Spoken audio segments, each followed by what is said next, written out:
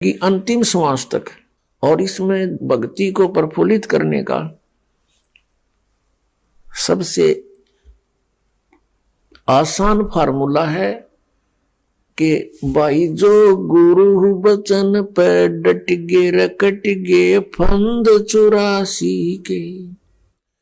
भाई जो गुरु बचन पे डट गे रकट गे फंद 84 के। कट गे फंद 84 के रकट गे फंद 84 के। भाई जो गुरु बचन पे डट गे रकट गे फंद 84 के।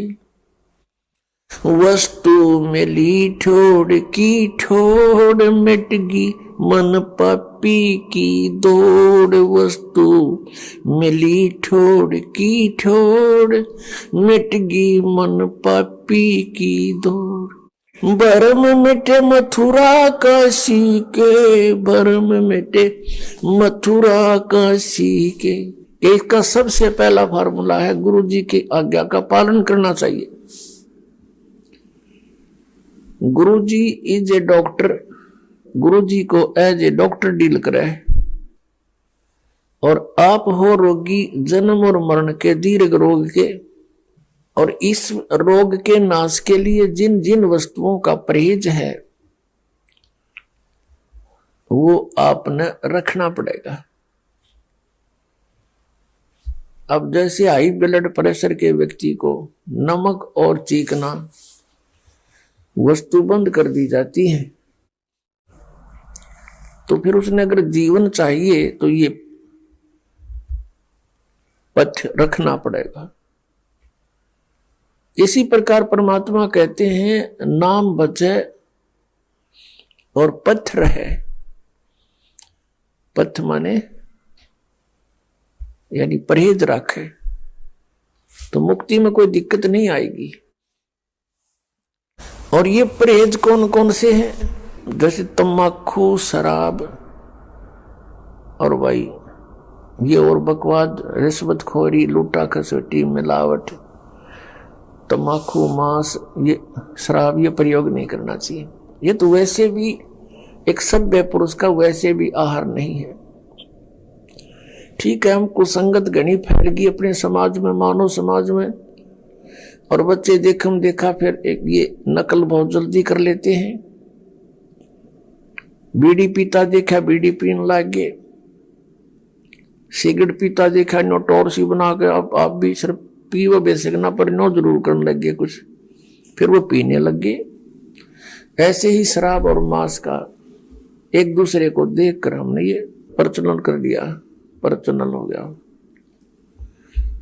पुण्यात्माओं, अब हम शुभ संस्कारी बनेंगे, शुभ अच्छे कर्म करेंगे। और हम जब अच्छे कर्म करेंगे तो हमें देख देख कर समाज भी हमें देखकर अच्छे कर्म शुरू करेगा। बच्चे सत्संग में आएंगे, यहाँ ज्ञान सुनेंगे, फिर आप जो यहाँ से तैयार करके भेजे जाते हो अपने अपने घर गांव नगर में, आपके व्यवहार विचारों को देखकर अड़ोस पड़ोस के बच्चों पर भी अच्छा असर पड़ेगा। तो एक समाज भी सुधरेगा और कल्याण भी होगा। और फिर दूसरी मर्यादा कौन सी है? आन उपासना नहीं करनी। आन उपासना कौन सी है? जो दास बतावे वही करोगे। और दास के क्या बताएगा? जो हमारे सदग्रंथ बताते हैं। ये दास एक टीचर है, आप विद्यार्थी हैं। और इस आध्यात्मिक मार्ग का जो सिलेबस है वो हमारे सदग्रंथ हैं, पवित्र चारों वेद, पवित्र श्रीमद् भगवत गीता और पवित्र सूक्ष्म वेद। इनके अंदर जो भी लिखा है वो हमारा सिलेबस है। इसके बाहर कोई पढ़ाता है तो वो टीचर ठीक नहीं, वो शत्रु है विद्यार्थियों का।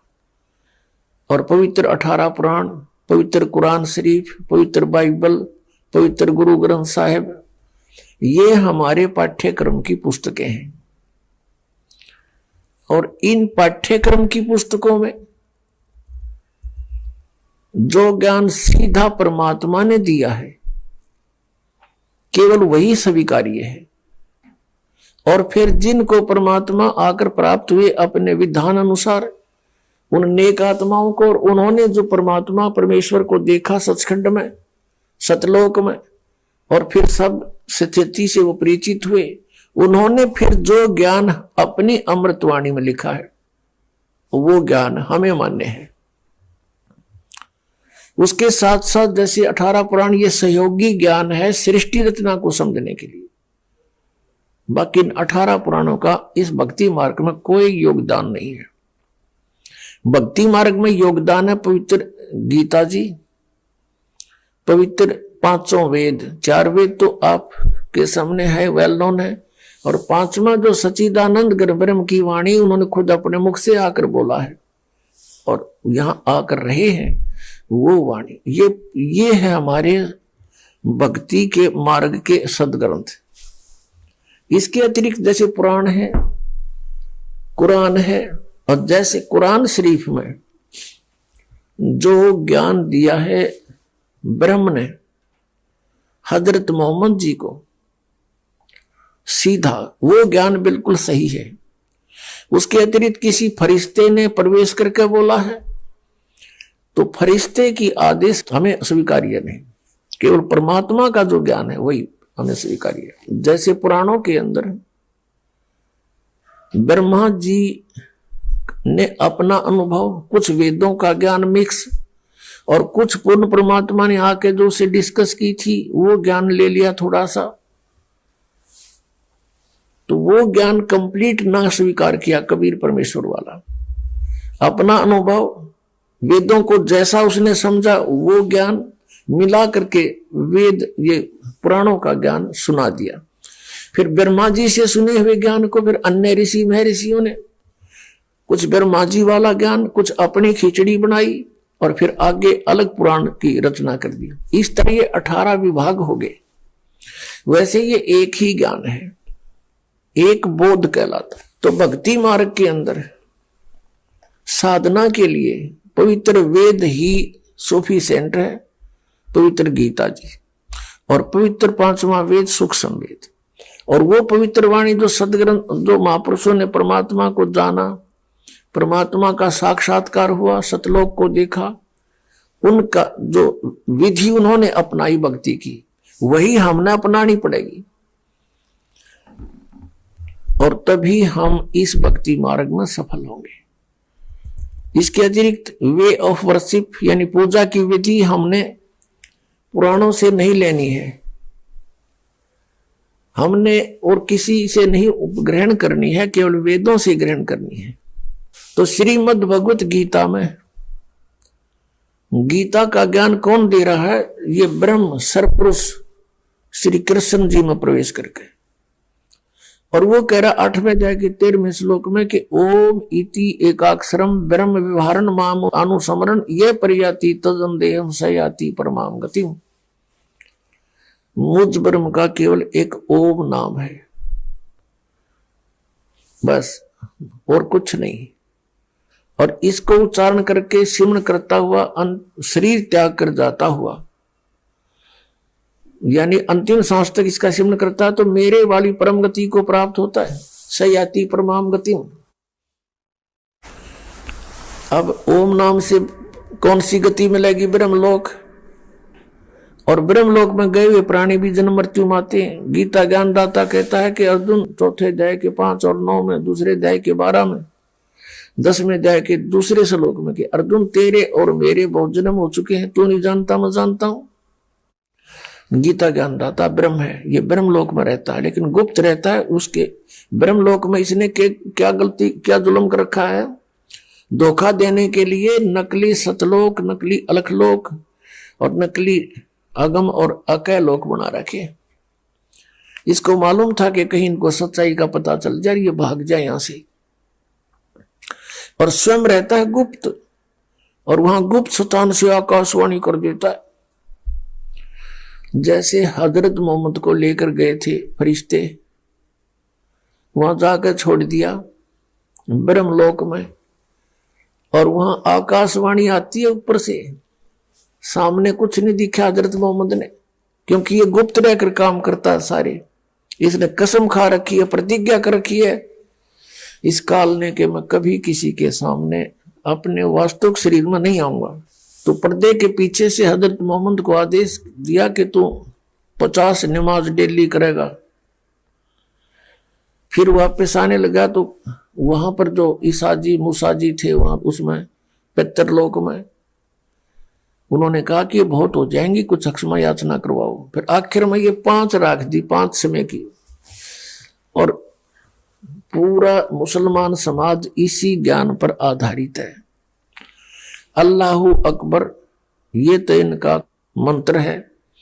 और 5 बार की नमाज मीन सतुति यानी ज्ञान यज्ञ, जैसे गायत्री मंत्र बना रखा था इनने और गायत्री मंत्र का वो जाप करा करते थे, ऐसे ही समझो इनकी नमाज है। तो ये नमाज केवल एक ज्ञान यज्ञ है, प्रार्थना है, ये मोक्ष मार्ग नहीं है।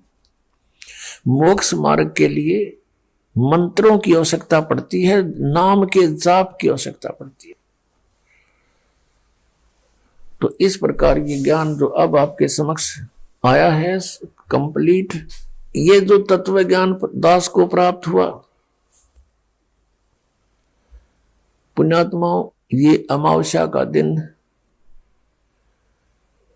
इस दास के लिए और आपके लिए वरदान सिद्ध हो गया। इस दास के अंदर भक्ति प्रवेश हुई, भक्ति रूपी बीज गिरा, इसमें यू लाल बना, और जो आज आपका काम आ गया, ये शुभ दिन दास से भूला नहीं जा सकता। जा दिन सतगुरु भेंटिया, सो दिन लेखे जान, बाकी समय व्यर्थ गया बिना गुरु के नाम। परमात्मा की भक्ति मिलने से पहले जीवन हमारा मनुष्य का नहीं था। हम मनुष्य अवश्य थे लेकिन कर्म मनुष्य के नहीं थे। कितना ही नेक आदमी है, शराब भी नहीं पीता, मांस भी नहीं खाता, तम्बाकू सेवन भी नहीं करता, किसी की आत्मा भी नहीं दुखाता, नेक नीति से रह रहा है, तो भी उसका जीवन व्यर्थ है। कैसे व्यर्थ है? अब जैसे एक व्यक्ति बहुत पाप कर रहा है, शराब भी पीता है, मांस भी खाता है और भी अत्याचार करता है, अब वो अपने पाप इकट्ठे कर रहा है, और जो बिल्कुल नेक नीति से रह रहा है वो पापों से तो बचा है, और दोनों का जीवन व्यर्थ है। कैसे है? जैसे किसान 1 एकड़ जमीन को और खूब अच्छी तरह संवार के उसने बा के और उसको सब घास रहित करके और छोड़ दे, उसमें बोए कुछ नहीं, उसमें कुछ भी ना बीजे, और साथ में दूसरी एकड़ में ना उसको संवारा है ना उसको बाया है, उसमें घास फूस अड़ंगा पड़ा है, तो वो संवारा हुआ भी जिसमें बीज नहीं डाला और ना संवारा हुआ भी दोनों यूजलेस एक जैसे है। उस संवरे सामरा के काम आया था, उसमें बीज ना बोया था। तो इसी प्रकार जो नेक आत्माएं हैं वो भी अपना जीवन व्यर्थ करेंगी। जो साधना नहीं करते और जो खोटे कर्म करें वो तो निराग पाप इकट्ठा कर ही रहे हैं, वो तो अंडरस्टूड है, उसको तो आम आदमी समझाइए अपने कर्म फोड़ा है पाप करके। और जो स्वयं भी भक्ति नहीं करते, अच्छी आत्माएं हैं, वो भी अपना जीवन व्यर्थ कर रहे हैं। इस जन्म में तो वो ना पाप करा, अगले जन्म में मनमाना करा कि नाइजीरिया में पैदा कर दे उस अच्छी आत्मा को जो भक्ति नहीं कर रहा, और वहां फिर जन्मते मांस खान लगेगा। कच्चे खाया करते थे पहले, तो ऐसा बुरा हाल था। तो कहने का भाव ये है कि जब तक हम सतगुरु शरण में नहीं आते और भक्ति नहीं करते, और भक्ति करते हैं तो शास्त्र विधि त्याग का मनमाना आचरण करते हैं, वो भी व्यर्थ है। अब हमने चाहिए था गेहूं बोना चाहिए था ताकि हमारा जीवन रक्षा हो, बच्चों का भी जीवन रक्षा हो। और हमने बोली भांग, बताओ उस भांग ते पेट भरेगा? तो इस जो सत मंत्र है, सत नाम है 2 अक्षर का, जिसमें एक ओम है एक तत् है, वो गुप्त है। ये दास बताएगा सांकेतिक। ये मंत्र है गेहूं का बीज समझ लो। और इसको छोड़कर जो भी ये 5 नाम है, 3 नाम जो अकाल मूर्त शब्द स्वरूपी राम सतपुरुष ओंकार निरंकार ज्योति निरंजन, ये सतनाम आदि जो बना रखे है इन्होंने, या कोई केवल अकेला सोहम नाम देता है, उस सो बाहर बिला हम अंदर, ये इस तरह की बकवाद कर रखी है। ये सभी भांग बोरे हैं, इनसे सिद्धियां आ जाती हैं और सिद्धियां इस जीवन की शत्रु होती है। तो पुण्यात्मा शास्त्र विधि त्याग का मनमाना आचरण कर रहे, वो भी व्यर्थ। तीर्थ व्रतों पर जाते हैं ये गीता के विरुद्ध, क्योंकि श्रीमद् भगवत गीता एक आदरणीय ग्रंथ है और इसमें गीता ज्ञानदाता ब्रह्म है। और ब्रह्म कह रहा है कि ना इसमें जय राम जय जय राम का कोई नाम जाप करने का आदेश है, इसमें केवल एक ओम मंत्र है। कहते मेरा सिमरन है ओम मंत्र का। फिर ये जोर देकर कहता है कि मेरे सिमरन से, ओम के नाम के जाप से ब्रह्मलोक प्राप्ति होगी, मुझे प्राप्त होगा और मुझे काल को प्राप्त होकर प्राणी फिर जन्म मृत्यु में, क्योंकि इसकी भी जन्म मृत्यु। इसलिए 7वें अध्याय के 18वें श्लोक में अपने गति को भी अनुत्तम यानी घटिया कहा है। इसलिए इसने कहा कि तू 18वें अध्याय के 62वें श्लोक में, 15वें अध्याय के 4थे श्लोक में कि तत्वदर्शी संत की प्राप्ति के पश्चात परमेश्वर के उस परम पद की खोज करनी चाहिए, जहां जाने के बाद साधक फिर लौट कर वापस गया। 18वें अध्याय के 62वें श्लोक में कहा कि सर्वभाव से अर्जुन तो उस परमेश्वर की शरण में जा, उस परमेश्वर की कृपा से ही तो परम शांति को और सनातन परम धाम को प्राप्त होगा, अर्थात फिर तेरी मृत्यु कभी नहीं होगी, सदा के लिए सुखी हो जाएगा। तो उसके लिए बताया है कि मैं नहीं जानता उस परम अक्षर ब्रह्म की साधना के बारे में। 4थे अध्याय के 32 और 34 श्लोक का निष्कर्ष है कि जो ज्ञान सच्चिदानंद घन ब्रह्म ने अपने मुख कमल से आकर बोला है यहां पर, और उसके द्वारा बोली गई वो अमृत वाणी में जो ज्ञान है, कबीर वाणी में, वो तत्व ज्ञान है। और 4थे अध्याय के 34वें श्लोक में कहा कि उस तत्व ज्ञान को तो तत्वदर्शी संतों के पास जाकर समझ, उनको प्रणाम कर, वो तत्वदर्शी संत तुझे फिर उस तत्व ज्ञान को बताओगे। अब 17वें अध्याय के 23वें श्लोक में कहा कि सच्चिदानंद घन ब्रह्म के पाने का इस 3 मंत्र का जाप है ओम तत् और सत। ओम तो सीधा है, तत् और सत गीता ज्ञान दाता को पता नहीं कि ये बताओगे वो तत्वदर्शी संत, उनसे पूछ ले। तो ये दास है वो तत्वदर्शी संत इस वर्तमान में। आपको कब ये बात विश्वास होगा इस दास की, वो आपके भाग्य पर निर्भर करता है, परमात्मा की रजा पर निर्भर करता है। सचमुच मान लेना इस पृथ्वी पर 21 ब्रह्मांड में ये ज्ञान और ये समाधान इस दास के अतिरिक्त किसी के पास नहीं है। तो ये पवित्र श्रीमद् भगवत गीता में केवल एक यू नाम है, ये 3 मंत्र का जाप है, ओम और तत्, ये सतनाम है, ये 2 अक्षर का सतनाम है। और जैसे ओम सरपुरुष का, तत् ये अक्षर पुरुष का, और सत है परम अक्षर पुरुष का। 3 परमात्मा है, 3 पुरुष है और 3 ही इनके मंत्र हैं। ऐसे ही आदरणीय गरीबदास साहिब जी को परमेश्वर मिले, सचखंड को लेकर गए गांव छुड़ानी जिला झज्जर वाले को, क्योंकि गरीबदास कई होली है। इस काल ने धोखा देने के लिए गरीबदास नाम के कई और संत सुप्रसिद्ध कर दिए। ये गरीबदास जी, आदरणीय गरीबदास जी गांव छुड़ानी जिला झज्जर हरियाणा के अंदर एक किसान परिवार में जन्म हुआ था, उनको 10 वर्ष की आयु में परमात्मा सचखंड से चलकर, सतलोक से चलकर आए थे एक जिंदा महात्मा के रूप में, और फिर उनको ऊपर लेकर गए थे, सब सतीथि से परिचित करा के, सब ब्रह्मंडों से परिचित करा के, अपने सामर्थ्य से परिचित करा के वापस छोड़ा था। उसके बाद गरीबदास साहिब जी ने कलम तोड़ महिमा गाई उस परम पिता परमात्मा की, आंखों देखी। गरीबदास जी ने कहा कि हम देखा सो साच है और सकल प्रपंच उनकी वाणी में यही मंत्र लिखे हैं।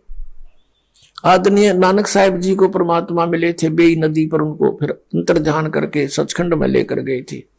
वहां के उपस्थित व्यक्तियों ने जान लिया था कि नानक जी दरिया में डूब गए, छलांग लगाई थी स्नान के लिए, बाहर नहीं आए। खोदते रहे जाल डाल डाल कर, कुछ नहीं पाया था। फिर अपने आप तीसरे दिन प्रकट हो गए थे।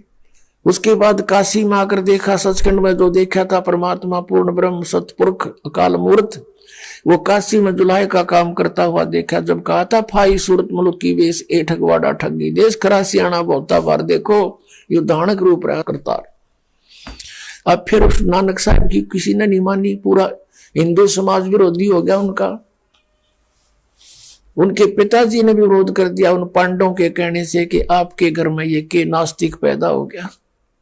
ब्रह्मा विष्णु महेश से ऊपर भगवान बताता है ये आपका पुत्र। नानक जी के पिताजी को उन पांडवों ने इंजेक्शन लगा दिए, वो भी उनके साथ विरोध करने लगा। तू के पैदा हो गया हमारे, तू क्या बोल रहा है, तेरी अकल मारी गई। नोना मेरा अकल अलू ने दीखते ये सर्व अकल के मूल, और सदा रटे हरि नाम को ये झूले अनंत झूल। फिर नानक जी उनकी कैसे माने, आंखों देख रहे, सारा समाज एक तरफ, अकेले नानक साहिब जी एक तरफ, नहीं माने और सफल हुए। परमात्मा कहते हैं लोक लाज ना कीजिए निर्भय हो रही है, ये मन संतों दीजिए तो गोविंद पाइए। अब परमात्मा ने उस समय कह दिया था इन पुण्यात्माओं के तुम अपना कल्याण कराओ, ये सतनाम दे दिया, इसका जाप करो और इसको आगे किसी को मत बताना, ये रहम करना मेरे पे। भगवान ने प्रार्थना की थी क्योंकि उस समय तो गुरु रूप में विराजमान थे और एज ए मैन ट्रीट करते थे। और कहा था, धर्मदास जी से कहा था, प्रत्येक से ऐसे ही कहा है, लेकिन धर्मदास जी की लिखी हुई लिपिबद्ध हमें मिल गई। प्रत्येक संत को जिसको अच्छी आत्माओं को मिले हैं उनसे यही प्रतिज्ञा कराई है कि अभी इस मंत्र का राज मत बताना, इसको गुप्त रखना, लिख दो अपनी वाणी में, लेकिन किसी को आगे जाप करने को देना नहीं। अब ये ना समझना कि नानक साहिब जी या गरीबदास साहिब जी या अन्य संत जो इनको मालिक मिले वो हमारे शत्रु नहीं थे, वो हमारे मित्र थे। यदि वो उस समय रहम करके और मालिक की आज्ञा की अवहेलना कर देते और ये मंत्र बता देते सिख समाज को या हिंदू समाज को जैसे भी, तो आज क्या होता, ये काल के दूत आए हुए हैं राधा स्वामी पंथ में जितने भी, और धन धन सतगुरु वाला में यह थी तो अच्छी आत्मा भगवान की प्यारी, लेकिन फंस गए ये काल के दूता गए। और इनके हाथ में गुरु ग्रंथ साहब में लिखे हुए, क्योंकि गुरु ग्रंथ साहब वेल नोन था, गरीबदास जी की वाणी फिर बाद में 250 वर्ष के बाद लिखी गई थी, इसको ये इतनी सुप्रसिद्ध नहीं हो पाई थी। तो उसमें ये 2 मंत्र का नाम होता सतनाम। तो आज ये राधा स्वामी वाले भी यही नाम देते हैं, और आज हम डिफरेंस नहीं बता सकते थे कि ये गलत नाम दे रहे हैं, क्योंकि और ये अधिकारी है नहीं, क्योंकि इनका गुरु नहीं था। इनके जो हेड ऑफ द डिपार्टमेंट है राधा स्वामी पंथ का जो प्रवर्तक है, उसका कोई गुरु नहीं था। तो सारा निराधार पंथ खड़ा हुआ है, और अधिकारी बिना यू नाम अगर कोई देता और लेता है तो यूजलेस है। एक छोटी सी बात है, एक चालक लाइसेंस, ड्राइविंग लाइसेंस है, इसको भी एक डुप्लीकेट को बनाता है, यू भी यूजलेस है।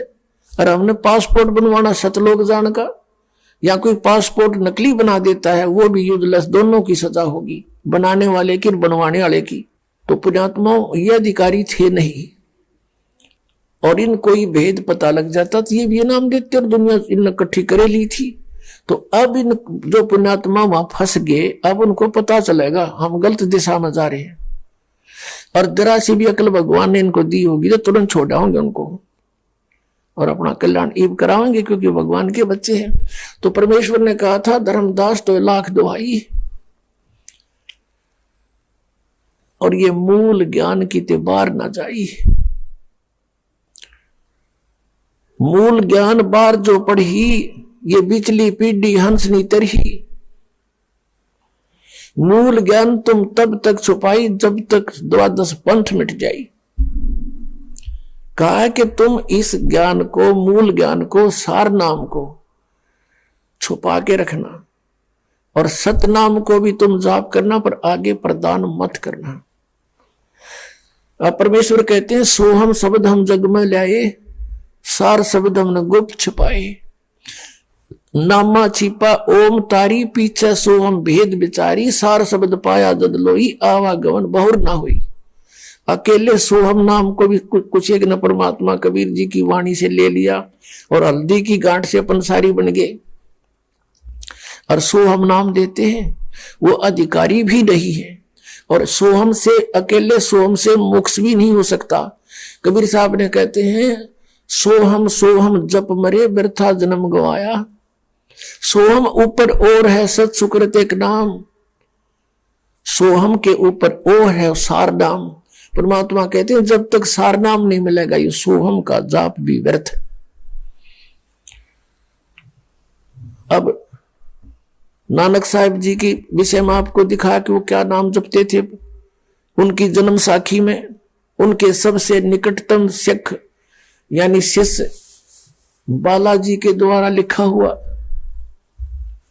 कि वो यही मंत्र जाप करते थे, सतनाम का जो 2 अक्षर का है। और मर्दाना ने भी नकल कर ली थी, जबकि मर्दाना को नानक साहब ने कह दिया था कि तुम वाहे गुरु जाप करो और समुद्र पर आओ मेरे पीछे पीछे तुम। अब उसने, मर्दाना ने सोची गुरुजी भी तो सतनाम के 2 अक्षर का जाप करते हुए जा रहे हैं, तो भी कर ले।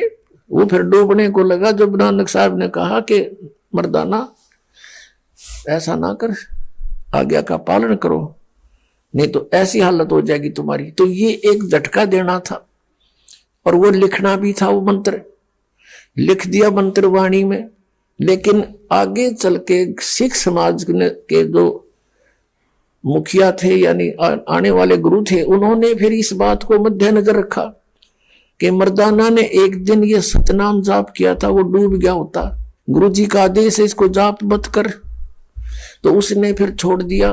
तो वो वाणी ही छोड़ दी उन बुद्धिमान सिख धर्म के गुरुओं ने कि कहीं आने वाले समय में गुरु ग्रंथ साहब में ये लिपिबद्ध हो जावे और कोई बच्चा गलती से इसका जाप ना कर ले, गुरु जी का आदेश नहीं है। वो वाणियां छोड़ दी, लेकिन फिर भी अकेला जो सोहम शब्द उसमें है उससे कोई लाभ नहीं होना, और वो इन्होंने किसी ने जाप भी नहीं किया। तो वाहे गुरु करते रहे। अब वाहे गुरु कौन है ये भी बताएंगे अभी आपको। अब इसलिए कहा था, अब वो जो बची हुई वाणी थी परमात्मा ने फिर दया करी, क्योंकि कहते हैं ना एती दगा काल की समाई, फिर भी तत्बिंदु की टेक रह जाई। प्रेरणा की मालिक ने किसी पुण्यात्मा सिख को, उसने वो बची हुई वाणियों को अलग से कलेक्ट किया, उसको प्राण संगली नामक एक छोटी सी पुस्तक बना दी, और वो पटियाला हाउस में आज भी विद्यमान है। उसको दास ने पढ़ा, उसमें क्लियर लिखा ये दोनों मंत्र के नामों में नाम ये सतनाम है। सभी नाम, सैकड़ों नाम है, हजारों नाम है, इनमें ये मंत्र है असली। तो पुण्यात्माओं, अब ये कोई न सोचा भी नानक साहिब जी ने ऐसा क्यों किया, सिख समाज को ये मंत्र क्यों नहीं दिया, ये तो इनका जीवन नष्ट हो गया। नहीं, उन्होंने जो वाहे गुरु मंत्र दिया, जैसे नाम तो बहुत है, और जैसे उन्होंने एक मर्यादा बनाई कि अभी पाठ करो वाणी का और भंडारे करो, ये यज्ञ थी एक ज्ञान यज्ञ, एक धर्म यज्ञ, इन्होंने ये शुरू करवा दी। अब पुण्यात्माओं, जैसे डॉक्टर कहीं बाहर गया हुआ होता है और कोई इमरजेंसी में मरीज आ जाता है, तो डॉक्टर से कंपाउंडर पूछते हैं जी क्या करें हम, वो कहता है तुम ग्लूकोज लगा दो, मैं आता हूं, तब तक चिंता मत करो, ग्लूकोज लगा दो। तो वो ग्लूकोज लगा देते हैं डॉक्टर के आने तक। तो उससे वो मरता नहीं, जीव नष्ट नहीं होता शरीर उसका, लेकिन उस ग्लूकोज से रोग नहीं कटता। अब ऑपरेशन तो डॉक्टर आके करेगा। तो उस दिन से ये संत जितने थे, जैसे गुरु ग्रंथ साहिब का पाठ, ज्ञान यज्ञ और फिर धर्म भंडारे, ये धर्म यज्ञ, ये ग्लूकोज ला के चले गए वो। और ईब टाइम आ गया, वो सर्दन भेज दिया दास ने, सबका ऑपरेशन कर दूंगा, अरे सतनाम दे दूंगा, सारे पार हो जाएंगे। बोलो सतगुरु।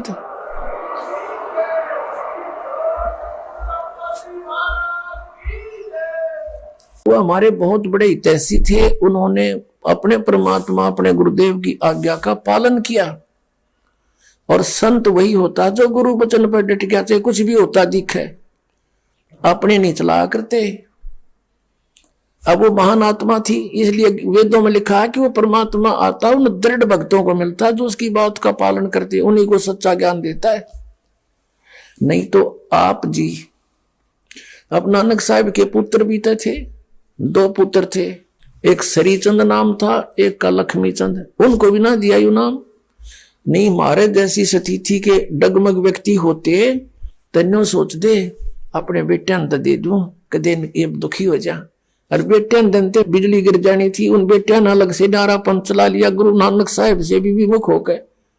एक ने निर्मले पंथ चला दिया और एक ने और उदासी पंथ चला दिया, कख का पता नहीं उनको। तो वो ये नाम भी शुरू कर देते और सारा नाश हो जाता बात का। तो देखो पुण्यात्मा विचार करने की बात है। परिवार समाज अपने स्थान पर, भगवान अपने स्थान पर, उन्होंने उस परमात्मा की बात को हृदय में धार लिया और अपने परिवार को भी नहीं बताया, क्योंकि भगवान का डर था उनको। और उस समय अगर हमारे जैसा होता तो नहीं सोचता, बता गुरु जी ने यूं किए कराया, बच्चों को भी ना देने को मना कर दिया, ये मेरे बच्चों का क्या होगा। यानी कोई न कोई जरूर डूब जाता और दे जाता उनको मंत्र, फिर वो बात फूट जाती, काल का दाव लग जाता, हमारा सत्यानाश हो जाता, हमारा जीवन बर्बाद हो जाता। और उसमें क्या हुआ कि ग्लूकोज लाकर चले गए नानक साहब और सब संत जितने थे। अब उनकी वाणी पढ़ पढ़कर हम अभी तक जीवित रहे, मनुष्य जन्म मिलते रहे। ये ग्लूकोज था, लेकिन जन्म मरण का रोग नहीं कटा। अब कट जाएगा, अब 2 मिनट लगेंगे।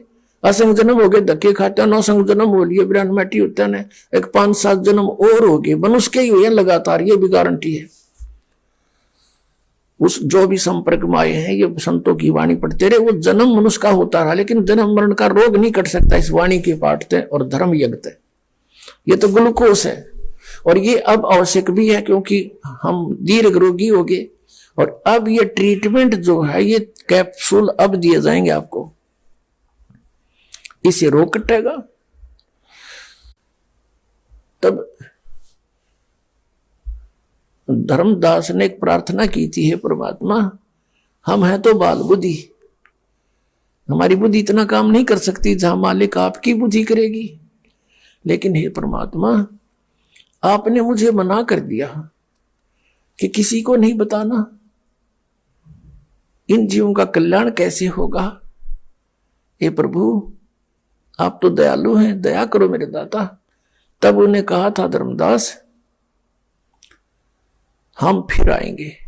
जैसे उन्होंने क्या कहा था कि 12 पंथ काल चला होगा और उन नकली पंथों और भी अनेक पंथ चला होगा, इसने कहा था मेरे तय।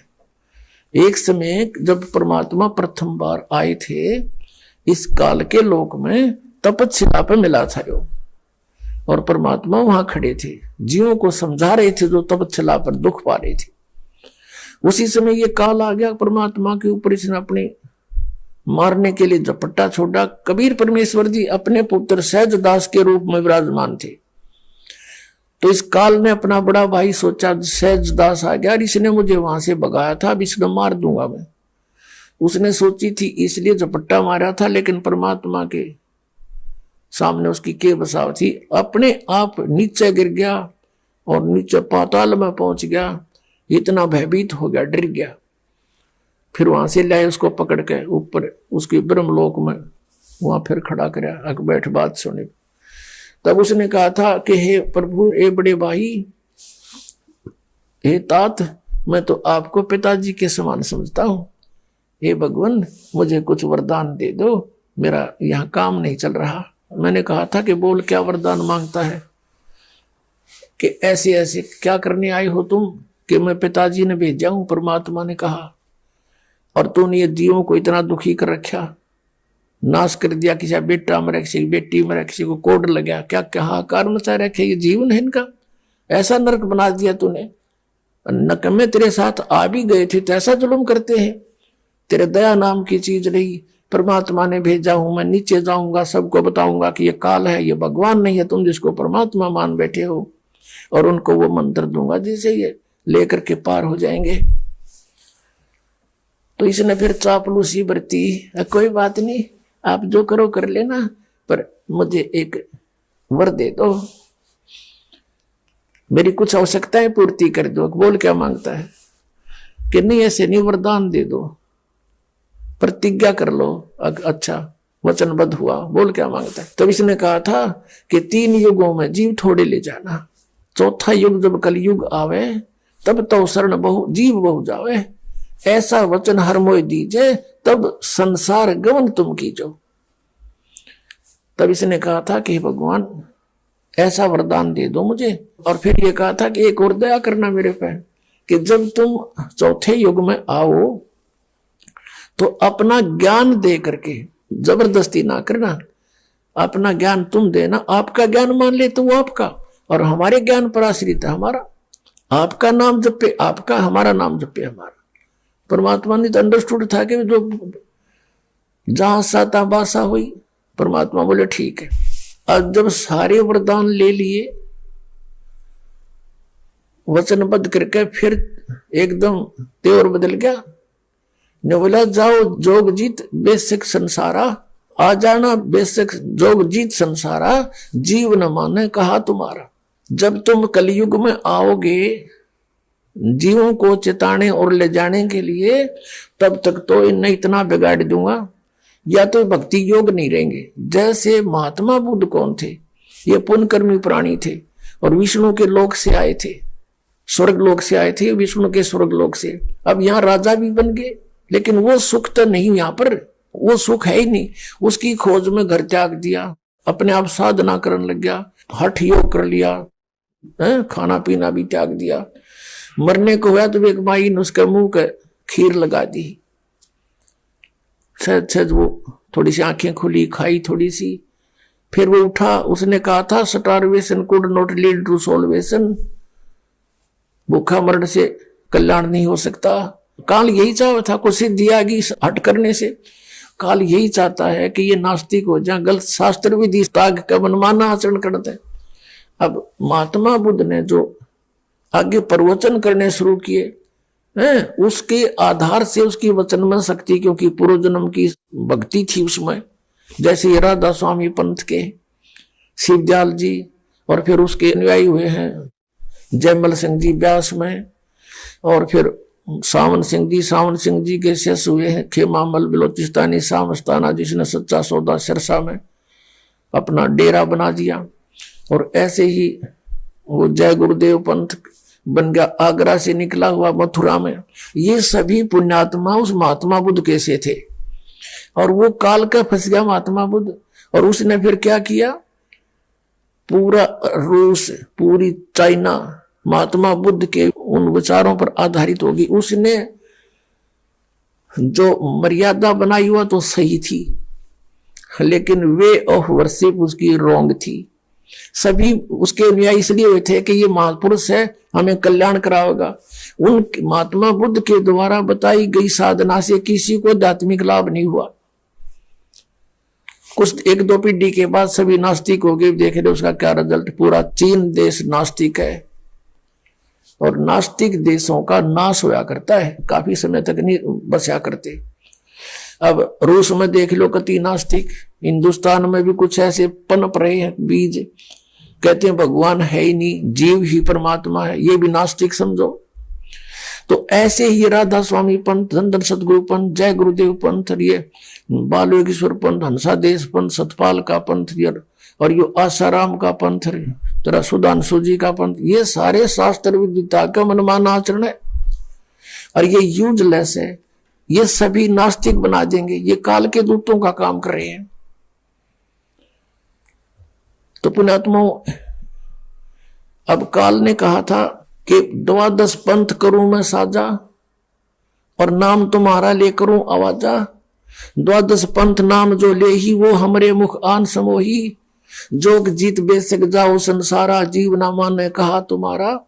देवल धाम और देव पूजाऊं या विद जीवों को भरमाऊं और अनंत और अनेक पंथ चलाऊं। इन 12 से न्यारे भी चलाऊंगा, जैसे ये धन धन सतगुरु राधा स्वामी जय गुरुदेव और ये सारे और काल के ही पंथ है। सतलोक की महिमा गाते न कख का पता नहीं, मंत्र 5 नाम काल के और शब्द स्वरूपी राम सतपुरुष अकाल मूर्ति को मंत्र नहीं जाप करके तो भगवान की महिमा है। धर्मदास ने पूछा था हे परमेश्वर फिर कैसे कल्याण होगा, तो परमेश्वर ने कहा था बेटा कलयुग में मैं आऊंगा, ये जो 12 पंथ काल चलाओगा इनमें से 12वां पंथ गरीबदास पंथ होगा।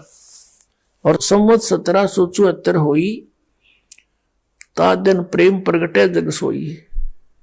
प्रगट हुआ मम वाणी, मेरी वाणी गरीबदास जी के माध्यम से फिर दोबारा प्रकट होगी मेरी महिमा की वाणी। क्योंकि तब तक ये काल के दूत जो कबीर पंथ में घुसेंगे ये कबीर सागर को भी कुछ थोड़ा बहुत अपने हिसाब से परिवर्तन करेंगे, मेरी वाणी को ये नाश करेंगे। उसकी पूर्ति के लिए गरीबदास को भेजूंगा। और गरीबदास को भी मना कर दिया था कि नाम आप तो जप करो अपने, लेकिन आगे ये बताना नहीं, लेकिन लिख देना वाणी में। गरीबदास साहिब जी ने कति क्लियर लिख रखा कि ये नाम जाप करो, श्वास से सिमरन करना इसका, ये सतनाम है। अब ऐसा ही हुआ, फिर कहा कि गरीबदास के माध्यम से मेरी वाणी प्रकाश होगी और सच्चाई उसमें लिखवा दी जाएगी। फिर इस गरीबदास पंथ में आगे चल के मैं ही आऊंगा। और कहा था भगवान ने कि उस बार में पंथ में हम ही चल के आवेंगे और 12 पंथ मिटा के एक का पंथ चलावे। अब 3 चरणों में परमात्मा ने कलयुग को बांटा है। इस कलयुग को प्रथम चरण कलयुग निर्याना और जा दिन मगर मांडो में दाना। प्रथम चरण वो होगा कि मैं मगर से सह शरीर जाऊंगा और ये बिचली पीढ़ी और अंत की पीढ़ी कृतघ्नी हो जाएंगे। कलयुग के लोग वो भक्ति नहीं करेंगे, सब मांसाहारी हो जाएंगे। अब ये हजारों वर्षों तक एक बार पूरे विश्व में सतयुग जैसा माहौल होगा। सब बुराई त्यागेंगे क्योंकि मांस खाना कोई अच्छी बात नहीं है। और शराब पीना ये तो बहुत बुरा, पी के देखो आदमी पशु बन जाता है, ना जाने कहा नंगा पड़ा रहता है, जमीन पर गिर जाता है, मुंह में झाग आते हैं, कुत्ते मूत जाते हैं उनके मुंह में पड़े गए। ये कोई जीवन है? और तमाकू जिसने गधे भी ना खाते और ये मानस पीवे है, तरह गजब भैया। तो इस तरह ही अपने आप हेट होएगी। जैसे अब बुराई घर करी है सहज सहज, पहले हमारे पूर्वज विकारी नहीं थे, अब देखा देखी आग लग गई। ऐसे ही हम समाज को धीरे धीरे हटते हटते बुराइयों से और कति नाश कर देंगे सब बुराइयों का। बिल्कुल होगा, गारंटीड बात होगा। पैसे की हमने जरूरत किस लिए है?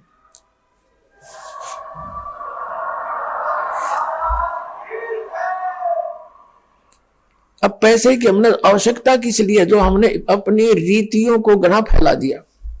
विवाह करते हैं उसमें बकवाद कराने, बच्चों का सहयोग जोड़ना है।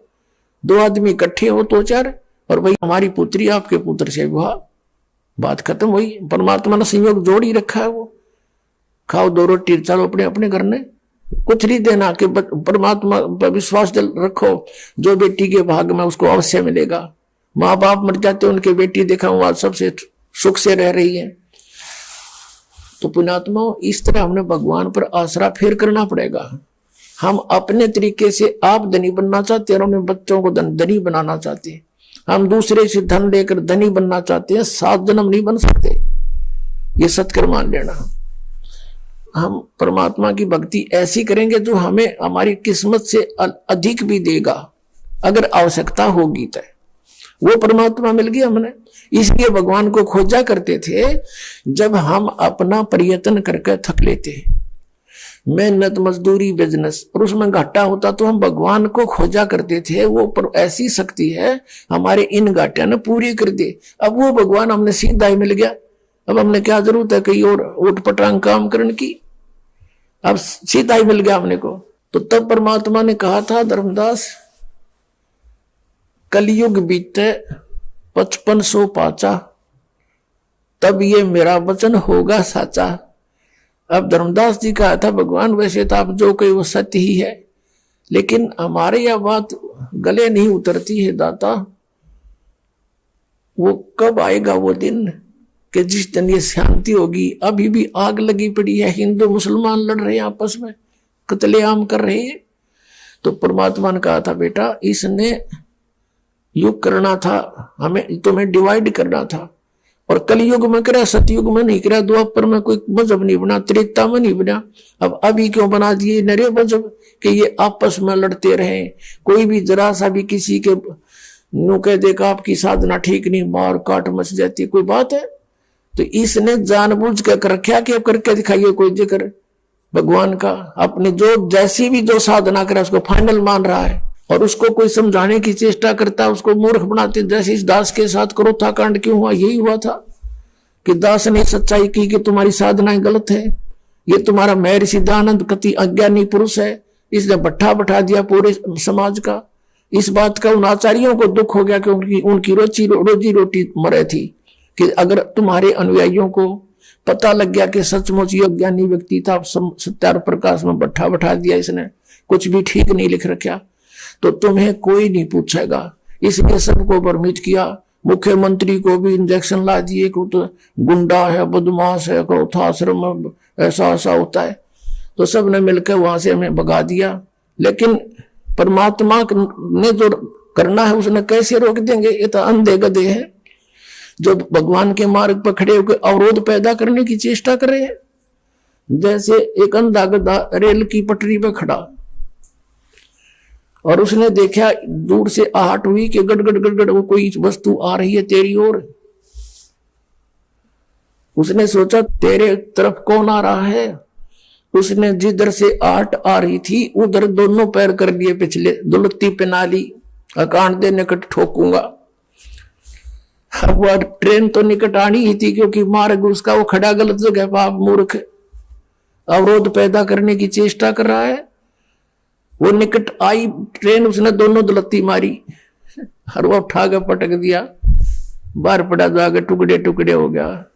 ये तो अंधे गधे हैं जो इस परमात्मा के मार्ग में खड़े होकर अवरोध पैदा करने की जो चेष्टा करेंगे इस मार्ग में। अब ने रुका ही किसी पर भी। ये परमात्मा ने 600 वर्ष पहले कहा था कि धर्मदास कलयुग बीते 5500 पाचा, तब ये वचन मेरा होगा साचा। अब दिखाते आपको। हिरण्यकशिपु ने अवरोध पैदा किया था, उसका बक्कल उतरा। कंस ने अवरोध पैदा किया था, उसकी ब्रान माटी हुई और मारा गया। तो जो भी इस मालिक के मार्ग में अवरोध पैदा करेगा भगवान बख्शेगा नहीं उनको। पहले तो ये कंसेप्ट क्लियर करते हैं कि अब कलयुग